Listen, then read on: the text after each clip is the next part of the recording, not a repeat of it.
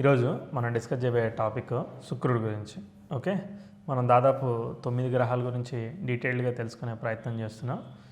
మెయిన్గా ఏదైతే గ్రహం గురించి తెలుసుకుంటున్నామో ఆ దశ జరుగుతున్నప్పుడు ఏ లగ్నానికైనా 12 లగ్నాల్లో ఏ లగ్నానికైనా రిజల్ట్స్ని మనం ఎలా జడ్జ్ చేస్తున్నాం, ఎలా ఫైనల్ చేస్తున్నాం అనేది తెలుసుకునేదానికి ఈ వీడియోస్ అన్నీ చేస్తున్నాం.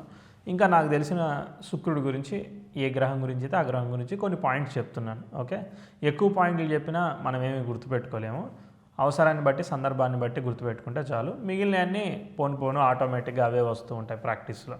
ఓకే, సో అసలు శుక్రుడు ఎక్కడున్నాడు ఏంటిదో చూద్దాం. దీనివల్ల దాదాపు 70% వరకు మనం జడ్జ్ చేయొచ్చు. మిగిలిదంతా కేపీ వెస్టర్న్తో యాక్యురసీని మనం తీసుకొచ్చుకోవచ్చు. ఓకే, సరే, శుక్రుడు ఎక్కడున్నాడు, శుక్రుడి స్వక్షేత్రాలు ఏంటివి అవన్నీ కూడా ఒకసారి చార్ట్ వేసుకుని గీసుకుంటే మిగిలిన శుక్ర నక్షత్రాలు చూసుకుంటే మనకు కొన్ని కారకత్వాల మీద ఐడియా వచ్చేస్తుంది.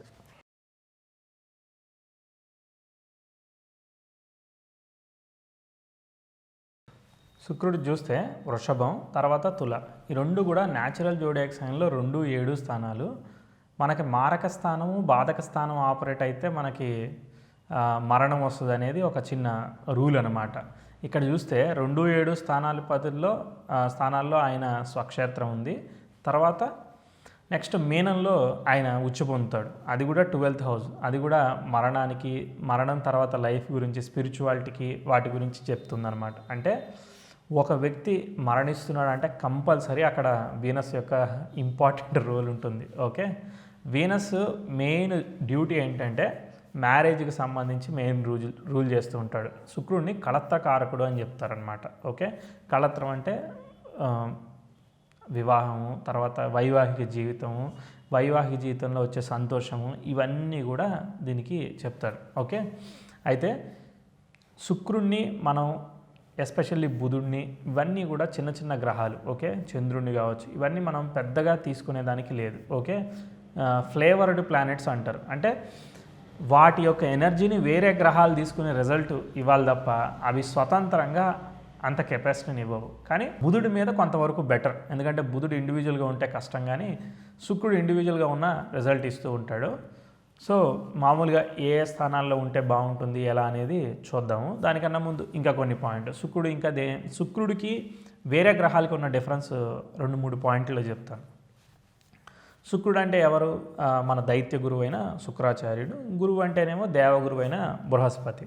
శుక్రుడి దగ్గర మళ్ళీ విశేషంగా మృత సంజీవని విద్య అనేది ఉంది. ఓకే, సో ఎక్కువగా మరణానికి సంబంధించి కూడా ఇక్కడ హ్యాండిల్ చేయగలుగుతుంది. అంటే ఇటు సైడ్ ఏమో పాజిటివ్ సైడ్ ఏమో మనం వివాహము, వైవాహిక జీవితము, డబ్బులు, సంపాదన, సామాజిక సంబంధాలు, సప్తమం కాబట్టి వ్యాపారం, ఇటు సైడ్ పనిచేస్తూ ఉంటుంది. అటు సైడ్ ఏంటంటే మరణం చివరి దాకా వెళ్ళే సిచ్యువేషన్స్, ఇలాంటివన్నీ కూడా శుక్రుడు ప్లే చేయగలుగుతాడు. అంటే ప్రతి మనిషికి పాజిటివ్ అండ్ నెగిటివ్ క్వాలిటీ ఉన్నట్టే ఈ గ్రహానికి కూడా పాజిటివ్గా నెగిటివ్గా అంటే మంచి గుణాలు చెడు గుణాలు ఉంటాయి. అవి పరిస్థితులను బట్టి, అంటే ఇప్పుడు మనం ఒక స్కేల్ తీసుకొని మనం పాజిటివ్ సైడ్లోనూ నెగిటివ్ సైడ్లోనూ వేసుకుంటూ ఉంటాం. తర్వాత ఒక చిన్న పాయింట్ ఏంటంటే మనం చేసే పనుల్లో కూడా శుక్ర ప్రయత్నం, గురు ప్రయత్నం అని 2 ఉంటాయి. శుక్ర ప్రయత్నం అంటే చిన్న గ్యామ్లింగ్ అనమాట, ఏదో ఒక గ్యామ్లింగ్ చేసేదానికి అవకాశం ఉన్నది. ఓకే, గురు ప్రయత్నం అంటే కంప్లీట్ పాజిటివ్, ట్రాన్స్పరెంట్, ఇక మధ్యలో పారదర్శకత, ఇక ఏమీ తప్పనేది ఏమీ ఉండదు అలాంటిది. దీనికి ఉదాహరణకి ఒక చిన్న కథ ఉంది, అది చెప్తాను. మనం శ్రవణ నక్షత్రం చెప్పినప్పుడు వామనుడి గురించి చెప్పుకున్నాము. ఏంటిది, ఆ బలి చక్రవర్తి దానం ఇస్తుంటే మధ్యలో అడ్డుగా వచ్చేసేసి నీళ్ళల్లో అడ్డుగా ఉండడం వల్ల తను పొల్లతో పడవడం వల్ల శుక్రుడికి కన్నుకి అడ్డుపడుతుంది. అంటే మధ్యలో హడిల్లాగా ప్లే చేశాడనమాట. సో మనం ఈవెన్ ద్వితీయ స్థానాన్ని కూడా నేత్రస్థానంగా తీసుకుంటారు. అంటే అక్కడ పని అనేది సాఫీగా జరుగుతుంటే మధ్యలో అడ్డుపడ్డాడు. ఓకే, అది కొంచెం కన్నింగ్ టైప్ ఆఫ్ మెంటాలిటీ కదా, సో అలా కూడా తీసుకునేదానికి అవకాశం ఉంటుంది. అది సందర్భాన్ని బట్టి మనం తీసుకోవాలి. అది నేను పాజిటివ్ సైడు, నెగిటివ్ సైడు చెప్తాను. ఓకే, మేజర్గా ఈ వృషభ లగ్నం తీసుకుంటే చాలా విషయాలు డబ్బులకి సంబంధించి, ఫైనాన్స్కి సంబంధించి కూడా కనెక్ట్ అయ్యేదానికి అవకాశం ఉంటుంది. సరే, ఇంకా ఎక్కువ పాయింట్లు చెప్పినా గుర్తుండవు కాబట్టి మనం డైరెక్ట్గా గ్రహస్థితి ఎక్కడుంది ఏంటిది అనేది వెళ్ళిపోదాము. ఫస్ట్ చార్ట్ వేస్తాను, వేసి మనం మాట్లాడుకుందాం. ఓకే, తర్వాత శుక్ర నక్షత్రాలు కూడా ఆల్రెడీ డ్రా చేశాను. భరణి, పుబ్బ, పూర్వాషాఢ, వీటి గురించి ఆల్రెడీ మనకు తెలుసు. భరణి అంటే యమధర్మరాజు యొక్క నక్షత్రం, పుబ్బ అంటేనేమో బాగా ఇదేంటిది మనకి ఎంజాయ్మెంటు, సరదాగా పార్టీ ఇలాంటి వాటిని చెప్తుంది. పూర్వాషాఢ ఏంటిది, అది నీళ్లు, నది, ఇలాంటి నదులకు దేవత అనేది చెప్పుకున్నాం ఆల్రెడీ. ఓకే, సరే, ఇవి ఫస్ట్ చార్ట్ వేస్తే మనకు అవేవి ఎలా ఎలా పనిచేస్తున్నాయి అనేది క్లారిటీ వచ్చేస్తుంది.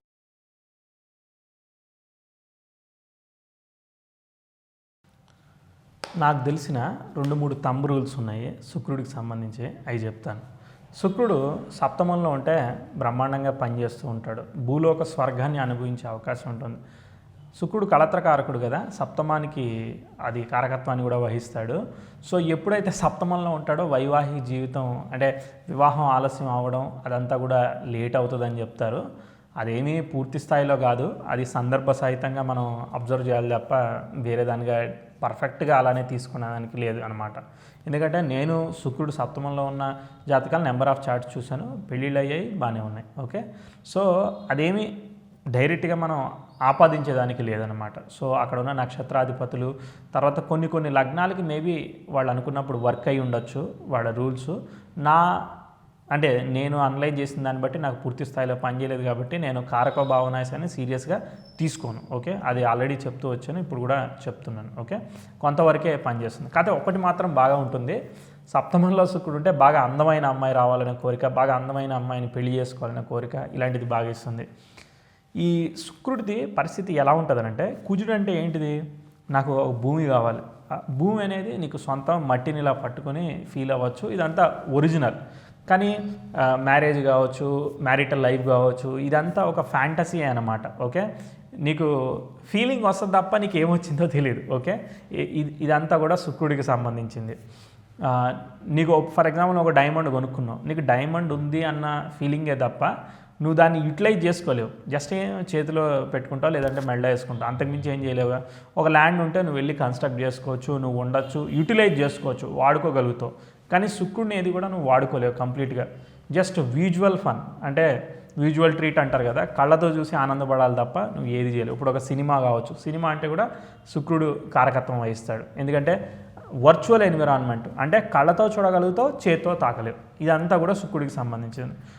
ఎగ్జాంపుల్కి మనకి కరెంట్ ఉంది కదా, పవర్. ఓకే, ఈ కరెంటుకి కూడా శుక్రుడిని వాడుతూ ఉంటారు, రవిని కూడా వాడతారు. ఎందుకంటే హీట్కి సంబంధించింది కాబట్టి రవి శుక్రులు ఇద్దరిని కూడా కరెంటు, ఎలక్ట్రానిక్స్ వాటికి కూడా వాడతారు. బుధుడు కారకత్వం వహిస్తాడు ఎలక్ట్రానిక్స్కి, కాకపోతే శుక్రుడు కూడా దానికి ఆ వైర్స్ వాటికి సంబంధించి పనిచేస్తూ ఉంటుంది. అంటే కొంచెం స్లైట్ వేరియేషన్ జరుగుతుంది. ఒక చిన్న కలర్ బాక్స్ ఉంది, రకరకాల రంగులు కలిపితే ఎలా వస్తాయో అలా పనిచేస్తూ ఉంటాయి. ఉదాహరణకి కుజ శుక్రుల కాంబినేషన్ ఉందనుకో, అది సినిమా మీద ఇంట్రెస్ట్ క్రియేట్ చేస్తుంది, లేదంటే మెటీరియలిజం అంటే వ్యామోహాల మీద, కోరికల మీద, అడిక్షన్స్ మీద, వీటి మీద పనిచేసేదానికి అవకాశం ఉంటుంది. ఈవెన్ మంచి బ్యూటీ పార్లర్స్ ఇలాంటి వాటిల్లో కూడా, పెయింటింగ్ ఇట్లాంటి వాటిల్లో బాగా పనిచేసేది ఉంటుంది. ఇది కుజ శుక్రులు. కొంచెం వేరియేషన్ మనం తీసుకొస్తే రవి శుక్రులు కలిస్తే మళ్ళీ అది మనం నాట్యము, డ్యాన్సు, లేదంటే టేస్ట్, వీటికి సంబంధించింది కూడా బాగా పనిచేస్తూ ఉంటుంది. ఇలా కొంచెం వేరియేషను జరుగుతూ ఉంటుంది గ్రహాలు ఎప్పుడైతే మనం వాటిని కలుస్తూ ఉంటాయో. సరే, శుక్రుడి గురించి మనకి కొంత అర్థమైంది కదా.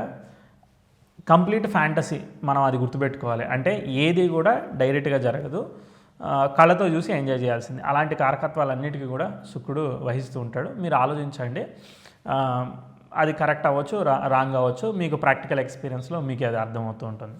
సరే, ఇప్పుడు మామూలుగా ఏ రాశుల్లో శుక్రుడు బలవంతుడో ఫస్ట్ చెప్పేసేసి ఏ స్థానాల్లోకి మళ్ళీ వెళ్తాను. ఓకే, శుక్రుడు మీనంలో ఉచ్చ పొందుతాడు కాబట్టి ధనస్సు కూడా గురువు యొక్క రాశులు శుక్రుడికి కంఫర్టబులే, ఇబ్బంది ఏమీ లేదు. తర్వాత మకరము, తర్వాత ఇదైతే ఉందో కుంభము, ఈ రెండు కూడా కంఫర్టబులే కాబట్టి దానికి ఏమీ ఇబ్బంది లేదు. ఓకే, తర్వాత శుక్రుడు లగ్న పంచమ భాగ్యాధిపతి రాశులు మిత్ర రాశులు కదా, బుధుడు రాశిలో మరి కన్యలో నీచం పొందాడు అంటే ఆల్రెడీ శుక్రుడు మీనంలో ఉచ్చ పొందితే ఆపోజిట్గా కన్యలో నీచం పొందాల్సిందే కదా.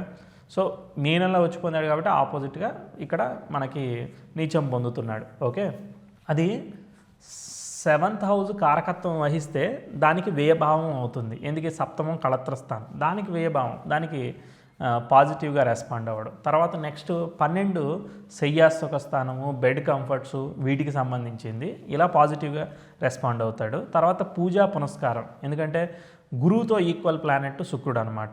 సో కాబట్టి అక్కడ పూజా పునస్కారం ఉంటుందని అక్కడ ఉచ్చి పొందాడు. తర్వాత ఈ రేవతి నక్షత్రం గురించి చెప్పుకున్నప్పుడు చెప్పాం, రేవతిలో బాగా ఉచ్చి పొందుతున్నాడు కదా. ఆ రేవతి ఏంటిది?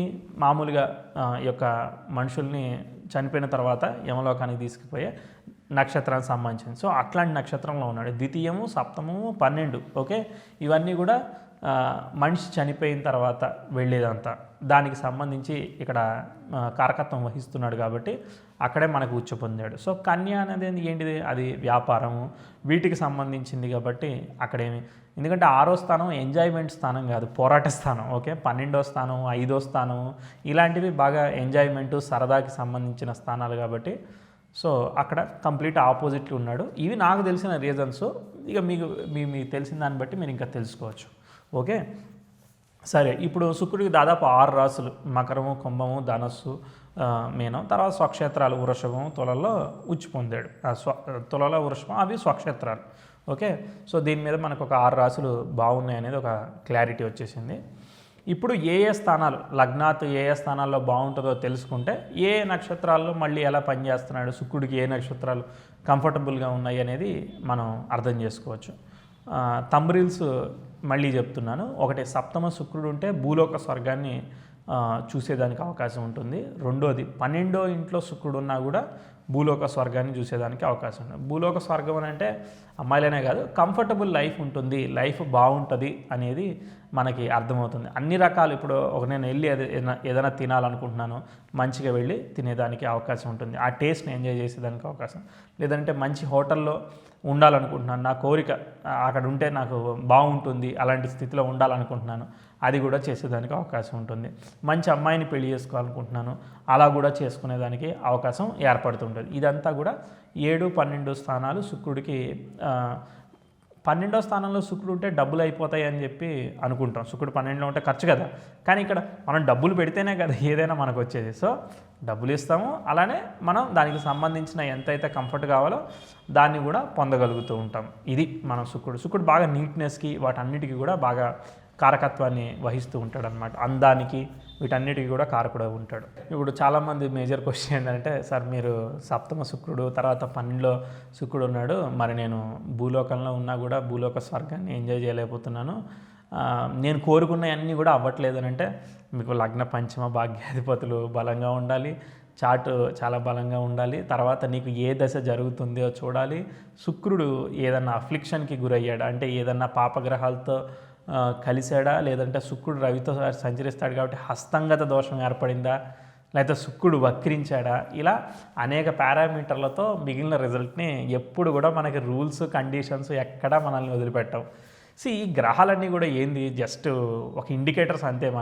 మనం చేసిన యొక్క పుణ్యం పాపం యొక్క రిజల్ట్స్ గాను ఇవి ఇక్కడ మనకు ఉన్నాయి అంతే. మనం ఏమీ లేదు, ఫైనల్ డెస్టినేషన్ ఒక్కటే, మనం మంచి చేసుకుంటే వెళ్ళిపోవడమే, అంతకుమించి మన చేతుల్లో వేరే ఏది లేదు. ఆటోమేటిక్గా మనకి పాత్ అనేది క్రియేట్ అయిపోతూ ఉంటుంది. ఓకే, సరే, ఈ కాంబినేషన్కి వెళ్ళిపోదాం. ఒక్కొక్క ప్లేస్లో ఎక్కడ ఉన్నదో చూసి మిగిలిన గ్రహాలతో కలిస్తే ఎలా ఉంటుందో కూడా చూద్దాం. తర్వాత కొన్ని ఫలితాలు చెప్పేదానికి ప్రయత్నం చేద్దాం. చలో, లగ్నంలో శుక్రుడు చతుర్థంలో బాగా బలాన్ని పొందుతాడు. ఎందుకంటే కంఫర్టు, సౌఖ్యం ఇదంతా ఉంటుంది కాబట్టి అది పాజిటివ్గా పనిచేస్తూ ఉంటుంది. ఎందుకంటే చతుర్థం సుఖస్థానము, సో ఆ స్థానంలో ఉంటే శుక్రుడికి చాలా బలం అన్నమాట. ఓకే, నెక్స్ట్ లగ్నంలో శుక్రుడు ఉంటే మంచిదే కదా, మంచి శరీరము, మంచి సౌఖ్యము, శుభగ్రహాలు లగ్నంలో అదేను కేంద్రంలో ఉండడం. ఆ లగ్నానికి పాప శుభుడు అనేది తర్వాత, ఆ లగ్నంలో ఏ లగ్నమైనా పర్వాలేదు, అది ఈవెన్ కన్యా లగ్నమే లగ్నంలో శుక్రుడు ఉన్నా ఇబ్బంది ఏమీ లేదు. ఏ లగ్నంలో అయినా శుక్రుడు ఉండొచ్చు, దానిలో ఎటువంటి డౌట్ లేదు, పాజిటివ్ రిజల్ట్ ఇస్తాడు. ఓకే, కానీ నక్షత్రాలు అవన్నీ సెకండ్ లెవెల్లో వెరిఫై చేద్దాం, కంగారు పడకండి. తర్వాత నెక్స్ట్ ద్వితీయంలో శుక్రుడు, ధనస్థానంలో శుక్రుడు. ధనస్థానం అంటే కుటుంబ స్థానం కదా, కుటుంబ స్థానంలో సహజ శుభగ్రహమైన శుక్రుడు ఉండడం మంచిదే కదా. సో శుక్రుడు తొందరగా మూవ్ అయ్యే ప్లానెట్ కాబట్టి, ఒక 4 రోజుల్లో వెళ్ళే ప్లానెట్ కాబట్టి ఇంచుమించుగా డబ్బు సంపాదన కూడా తొందరగా సాధించుకోవడానికి అవకాశం అవుతుంది. తర్వాత ఎదుటి వాళ్ళతో మనం మాట్లాడే వాక్కు, చాలా స్మూత్గా ఉండేదానికి అవకాశం ఉంటుంది. ఓకే, గురువు గౌరవంగా మాట్లాడడం, బుధుడు ఇంటెలిజెంట్గా మాట్లాడడం, తెలివితేటలతో మాట్లాడడం, పాయింట్ వైజ్గా మాట్లాడడం, శుక్రుడు ఏంటి ఫ్రెండ్లీగా మాట్లాడడం, మన ఇద్దరం మంచిగా మాట్లాడుకుందాం, మన ఇద్దరం మంచిగా చేసుకుందాం అనే భావంతో శుక్రుడిది కనిపిస్తూ ఉంటుందన్నమాట. అందరితో కూడా ఫ్రెండ్లీగా ఉండే నేచరు ఇదంతా కూడా శుక్రుడికి. అంటే పొజిషను, పవరు ఇలాంటివి చూపించే మనస్తత్వం ఉండదు శుక్రుడికి. సరదాగా మనం అందరం కలిసి ఆడుకుందాం, మనం అందరం కలిసి చేసుకుందాం అనే మనస్తత్వం, అందరితో కాంప్రమైజింగ్ ప్లానెట్. కరెక్ట్ చెప్పాలంటే కరెక్ట్ వర్డ్.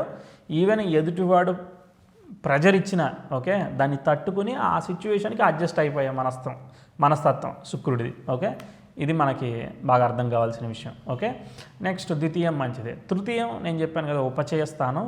తృతీయంలో శుక్రుడు ఉంటే అది కొంచెం ఇబ్బంది, ఎందుకంటే ఎదుటి వాళ్ళతో కమ్యూనికేషన్, కొన్ని మార్కెటింగ్ అట్లాంటి వాటిలో బాగా పనిచేస్తుంది, తర్వాత సింగింగు, మ్యూజిక్ ఇలాంటి వాటిలో బాగా పనిచేస్తుంది. కానీ తృతీయం అక్కడ పాపగ్రహాలు ఉంటేనే బాగుంటుంది, ఎందుకంటే ఎదుటివాడు సాధించాలనే పోరాట తత్వం ఇలాంటివన్నీ కూడా, పోరాటం సాధించడం ఇవన్నీ కూడా తృతీయానికి సంబంధించిన విక్రమక్షేత్రం కదా. సో కాబట్టి తృతీయంలో శుక్రుడు అంత బలవంతుడు కాదు, కొన్ని సందర్భాల్లో బాగుంటాడు, అంటే అది మీ వృత్తికి సంబంధించిన విషయాల్లో. ఓకే, తృతీయం సింగింగ్, అదే మ్యూజిక్కి సంబంధించినవి, మాట్లాడడం, కమ్యూనికేషన్ ఓరియంటెడ్ జాబ్ అనుకోండి, అలాంటి వాడికి శుక్రుడు చాలా బాగుంటాడు. చాలా సాఫ్ట్గా మాట్లాడడం, ఇంప్రెస్ చేయడం అవన్నీ కనిపిస్తూ ఉంటాడు. ఓకే, శుక్రుడిని సహజంగా ఒక 6 ఏళ్ల వయసున్న చిన్నపిల్లగా తీసుకుంటారు, కుజుడిని 16 ఏళ్ల వయసున్న యువకుడిగా తీసుకుంటారు. సో చిన్నపిల్లాడు సరదాగా ముద్దుగా మాట్లాడుతుంటే బాగా అనిపిస్తుంది కదా. సో ఆ విధంగా కన్సిడర్ చేస్తారు. తర్వాత చతుర్థ బ్రహ్మాండమైన బలం. ఓకే, చతుర్థంలో శుక్రుడు ఉండడం చాలా పాజిటివ్ రిజల్ట్ ఇస్తుంది, ఇబ్బంది ఏమీ లేదు. అయితే ఎప్పుడూ శుక్రుడు అఫ్లిక్ట్ అవ్వకూడదు, అంటే పాపగ్రహాల చేత చూడబడకూడదు, షష్టాష్టకం పొందకూడదు, ఇలా కొన్ని కండిషన్స్ ఉంటాయి. ఇలాంటి కండిషన్స్ని కూడా మనం అబ్జర్వ్ చేసుకోవాలి. తర్వాత చంద్రబలం బాగుండాలి, క్షీణచంద్రుడితో శుక్రుడు కలవకూడదు. అలా కలిసినా కూడా అబ్బాయిలకైనా అమ్మాయిలకైనా వైవాహిక జీవితంలో ఎమోషనల్ డిస్టర్బెన్స్, కళత్రకారకుడు కదా, ఎమోషనల్ డిస్టర్బెన్సెస్ ఇలాంటివి ఇస్తుంటాడు, అంటే మానసిక ఆవేదన, ఇలా కొంత సాటిస్ఫాక్షన్ లేకపోవడం ఇలాంటివన్నీ కూడా చేస్తాడు. నెక్స్ట్ ఇక అవన్నీ కూడా దశా పీరియడ్ని బట్టి, ట్రాన్సిట్స్ని బట్టి ఆపరేట్ అవుతూ ఉంటాయి ఎప్పుడు అనేది. ఓకే, తర్వాత చతుర్థం అయిపోయింది. పంచమంలో శుక్రుడు కోణస్థానంలో శుభగ్రహాలు ఉండడం మంచిదే కదా. కళలు, సృజనాత్మకత అంటే క్రియేటివిటీ ఇవన్నీ కూడా కలగజేస్తాడు. తర్వాత ఫ్యాంటసీ, ఎప్పుడు కూడా ఏ కథలు, నావెల్స్ చదవాలనే కోరిక ఇలాంటివి కూడా ఇచ్చేదానికి అవకాశం ఉంటుంది. సో మనం అన్వయించడమే అంతే. ఓకే, మనకు లాజిక్ అర్థమైందంటే అలా చెప్పుకుంటూ వెళ్ళిపోవచ్చు. తర్వాత 6 శుక్రుడు లవ్ అఫైర్ ఇస్తాడేమో కానీ సక్సెస్ఫుల్ లవ్ అఫైర్ ఇవ్వడు, ఫెయిల్యూర్ చేసేదానికి అవకాశం ఉంటుంది 6 శుక్రుడు. ఓకే, తర్వాత సప్తమ శుక్రుడు మంచిదే, కళత్రకారకుడు అయిన వాడు సప్తమంలో ఉండడం కారక భావనాశ చెప్తారు. కొంతమంది అది పాజిటివ్గా ఏమీ ప్రిడిక్ట్ చేయరు, నేనేమీ ఇబ్బంది ఏమీ లేదు. అంటే శుభుడయ్యి లగ్నానికి యోగకారకుడయ్యి లగ్నాన్ని శుభగ్రహం ఆస్పెక్ట్ చేయడం విశేషం, ఎందుకంటే ఎదుటి వాళ్ళు ప్లెజెంట్గా సాఫ్ట్గా ఉంటే మనం ఈజీగా వాళ్ళని కన్విన్స్ చేసుకోవచ్చు, మనం వాళ్ళ మన్నల్ని పొందొచ్చు, ముందుకెళ్ళచ్చు లైఫ్లో. ఓకే, తర్వాత అష్టమ శుక్రుడు, ఇది కూడా లవ్ అఫైర్ సంబంధించిన కాంబినేషను. తర్వాత అష్టమంలో శుభగ్రహాలు ఉండడం, అంటే ఏ గ్రహాలైనా అష్టమంలో ఉండడం మంచిది కాదు, కానీ శుభగ్రహాలు కొంతవరకు ఓకే. సో కాబట్టి అష్టమ శుక్రుడు మంచి శరీర సౌష్ఠం, అంటే చూడడానికి చాలా అందంగా కనబడడం, ఆరోగ్యంగా కనబడడం, అంటే అందం అనేది దేశకాలమాన పరిస్థితులు. ఓకే, ఆ సిచ్యువేషన్ బట్టి అక్కడిని బట్టి. ఓకే, ఇలా మనం అబ్జర్వ్ చేయొచ్చు. అష్టమ శుక్రుడు ఓకే, కానీ వాళ్ళు చెప్పే మాటలకి ఎదుటి వాళ్ళు ఎవరైనా టూ మచ్గా ఇంప్రెస్ అవ్వాలి. ఈవెన్ ఒక్కోసారి గ్యామ్లింగ్ ఉంటుంది. అష్టమ 6వ ఇంట 8వ ఇంట శుక్రుడు బాగా గ్యామ్లింగు, లేదనంటే ఇన్కమ్ ట్యాక్స్ కట్టకపోవడం ఇలాంటి నేచర్ సప్తమ శుక్రుడు కూడా ఇస్తాడు. ఓకే, శుక్రుడు రాహుతో కలిసినా కూడా మనం వాడు ఎందుకు కట్టాలి అనే ఆలోచనలు ఇలాంటివన్నీ, కొన్ని కన్నింగ్ థాట్స్ కూడా ఇచ్చేదానికి అవకాశం ఉంటుంది. శుక్ర ప్రయత్నం అని చెప్పాను కదా, సో అలాంటివి కూడా కనిపిస్తూ ఉంటాయి. ఈవెన్ ఈ శుక్రరాహుల కాంబినేషను నేను చాలామంది హీరోయిన్స్ చార్ట్స్లో కూడా అబ్జర్వ్ చేశాను, ఎగ్జాగరేషన్ చేస్తుంది. రాహుతో ఎప్పుడైతే శుక్రుడు కలుస్తాడో, ఎందుకంటే శుక్రాచార్యుడు దైత్య గురువు, ఓకే, రాహువు రాక్షసులకు సంబంధించిన వాళ్ళిద్దరు కనెక్షన్ మంచిదేనంటే కొన్ని విషయాల్లో వాళ్ళకి కంఫర్ట్ ఉంది, కానీ ఈ లగ్నంలో ఏమైంది, లగ్నాత్ ఎన్నో స్థానంలో ఉన్నారనేది డిసైడ్ చేస్తుంది. ఓకే, ఉదాహరణకు శుక్రరాహులు కలిశారనుకో సినిమాల్లో రాణించడం ఇలాంటివి కూడా జరిగే సందర్భాలు ఏర్పడుతూ ఉంటాయి.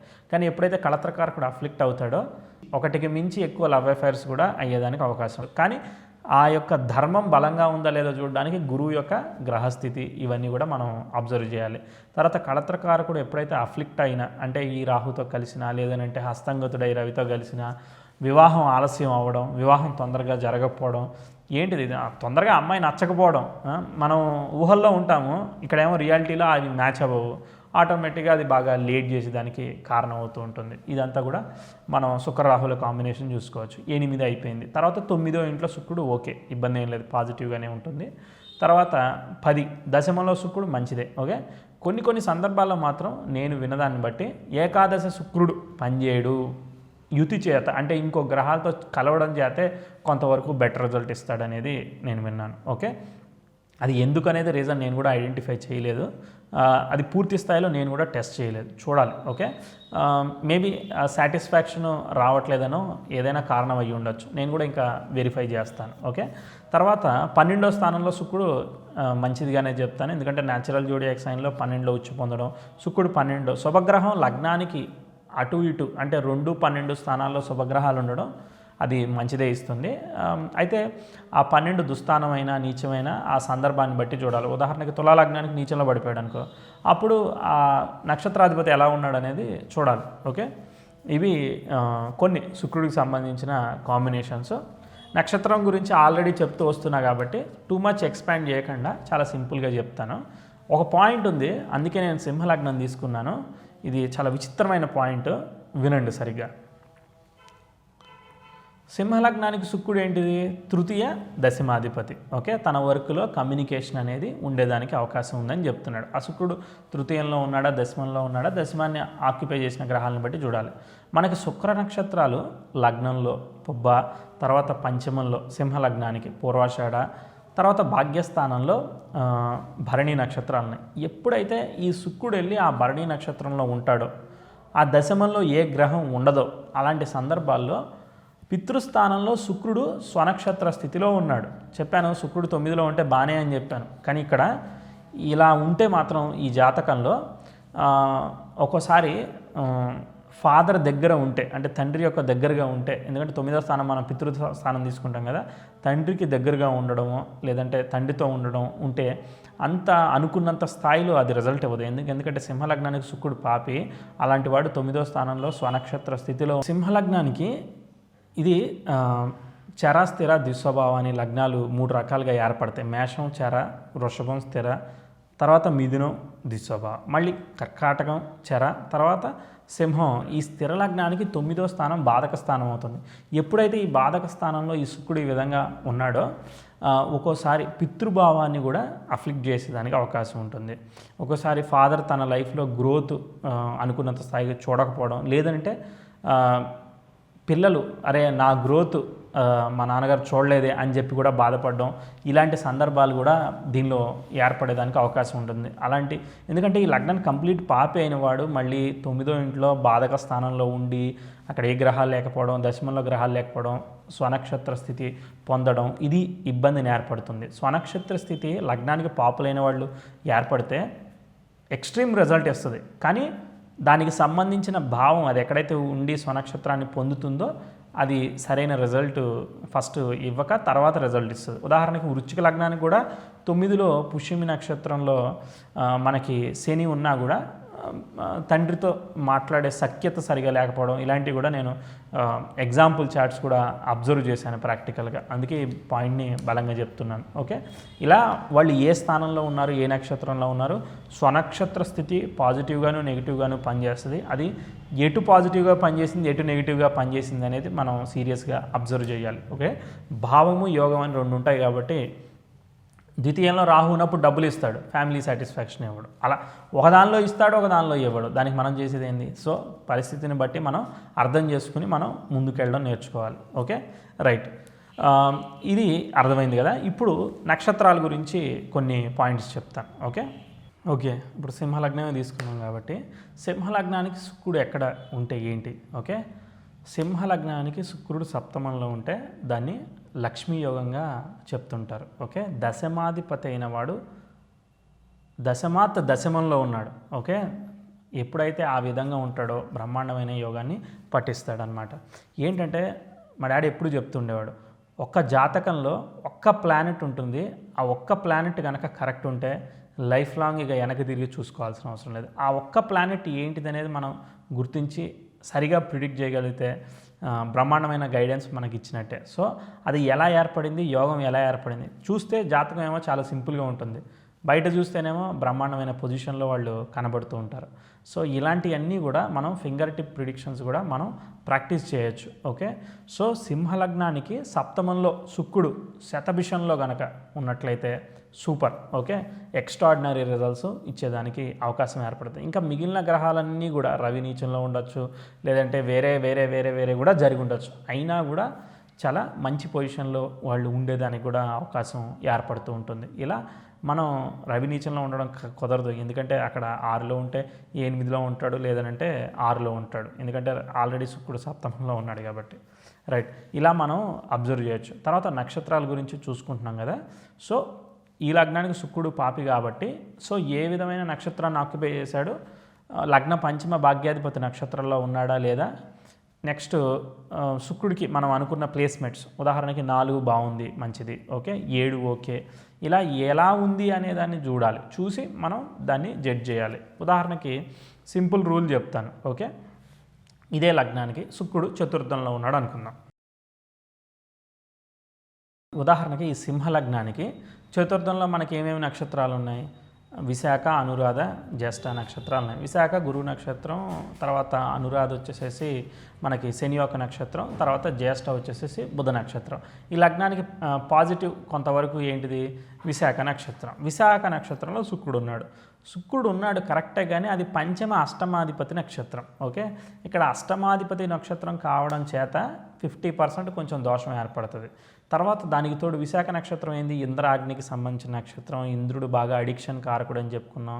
తర్వాత జలరాశిలో శుక్రుడు అలాంటి నక్షత్రంలో ఉన్నప్పుడు కోరికలు, డిజైర్, శుక్రుడు కుజ రాశిలో ఉన్నాడు కాబట్టి అక్కడ కోరికలు, మెటీరియలిస్టిక్ డిజైర్స్ బాగా పెరిగిపోయేదానికి, కోరిక ఎక్స్పెక్టేషన్ ఎక్కువగా గ్రీడీగా ఉండేదానికి కూడా కారణమవుతుంది. మేబీ ప్రాపర్టీస్ అలాంటివి ఉండొచ్చేమో కానీ, బట్ అక్కడ మంచి బలాన్ని పొందాడు కదా, అది ప్లస్ పాయింట్. ఇలాంటి సందర్భాల్లో కనుక గురువు కనుక బాగుంటే ఆ చార్ట్లో, ఓకే ఉదాహరణకి ఏ మేషంలోనో ఉన్నాడు, అప్పుడు ఆటోమేటిక్గా విశేష దృష్టితో పంచమాధిపతి భాగ్యస్థానంలో ఉండి లగ్నాన్ని చూస్తున్నాడు, సూపర్ పాజిటివ్ రిజల్ట్ ఇస్తుంది. అలా లేకపోతే నెగిటివ్ రిజల్ట్ ఇచ్చేదానికి అవకాశం ఉంటుంది. తర్వాత శుక్రుడు దశమాధిపతి అయిన వాడు సప్తమాధిపతి అయిన శని నక్షత్రంలో ఉన్నాడు.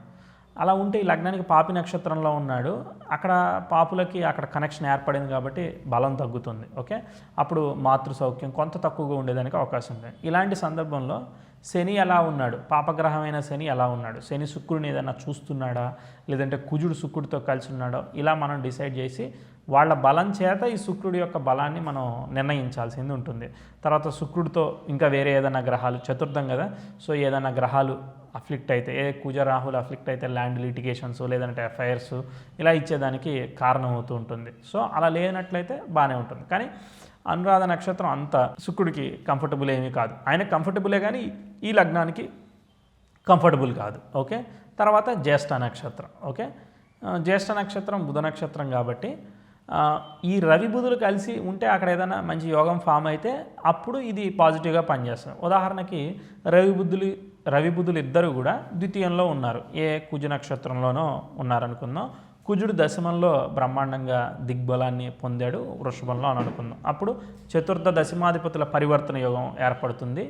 తర్వాత నెక్స్ట్ ఆ నక్షత్రాధిపతి అయినవాడు దశమంలో బ్రహ్మాండంగా బలంగా ఉన్నాడు, మళ్ళీ ద్వితీయంలో ఆ నక్షత్రంలోనే ఈ రవి తర్వాత బుధులు ఉన్నారు కాబట్టి పాజిటివ్ రిజల్ట్ ఇస్తుంది. ఇలా ఆ మిగిలిన గ్రహస్థితిని బేరీ చేసుకుని మనం దాన్ని కంప్లీట్గా డిసైడ్ చేయాలి. ఆ నక్షత్రనాథుడు బలంగా ఉన్నాడా, శుక్ర నక్షత్రాన్ని మళ్ళీ ఏదైనా గ్రహాలు ఏవి ఆక్యుపై చేశాయి, ఎలా ఆక్యుపై చేసాయో చూడాలి. ఉదాహరణకి శుక్ర నక్షత్రాలు మేషంలో ఉన్నాయి, తర్వాత సింహంలో ఉన్నాయి, తర్వాత ధనస్సులో ఉన్నాయి. అక్కడేమీ సీరియస్గా గ్రహాలు ఏమీ నీచం పొందదు కాబట్టి కొంతవరకు ప్లస్ పాయింట్. సో ఇలా మనం డిసైడ్ చేయొచ్చు. నాకు తెలిసి శుక్రుడి గురించి చాలా వరకు దశని జడ్జ్ చేసేటప్పుడు ఎలా చేయగలుగుతాం అర్థమైంది. ఇక పూర్ణచంద్రుడు ఇవన్నీ కూడా మనం డిసైడ్ చేసుకుంటే సరిపోతుంది. మిగిలిన ఇన్ఫర్మేషన్ అంతా కూడా నెక్స్ట్ గ్రహం గురించి మాట్లాడుకున్నప్పుడు మాట్లాడదాం. Thank you so much.